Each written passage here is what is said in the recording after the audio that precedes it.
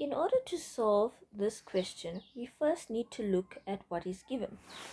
We are given the mass of hydrochloric acid as 10.95 grams.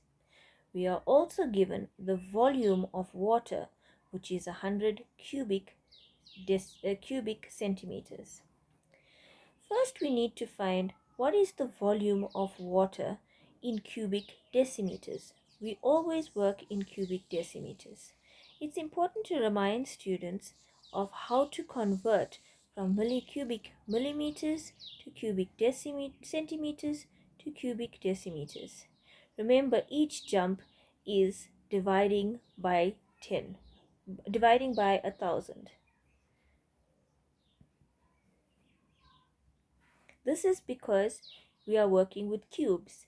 A cube means 10 times 10 times 10.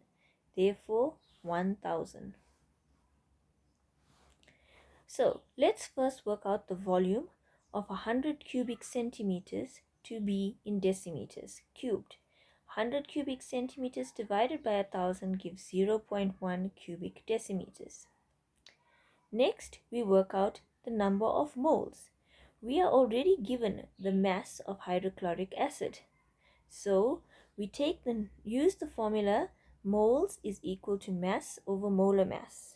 The mass is 10.95 grams, which was given, and the molar mass is of hydrochloric acid is 1 for the hydrogen and 35.5 for the chlorine.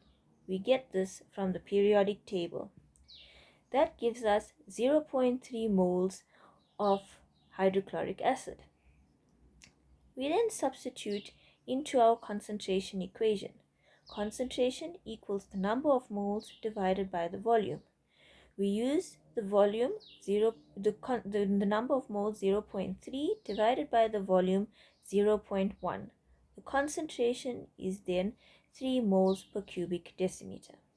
Important to remember here is to remind students to look at the units that are used. Mass is always in grams whenever we work with chemistry. Students often confuse this with physics. In physics, we work with mass in kilograms. This is something that is important to remind students. In chemistry, we also work with cubic centimeters and cubic decimeters. However, most of the equations are worked in cubic decimeters. Revise these units with your students so that they understand how to do conversions.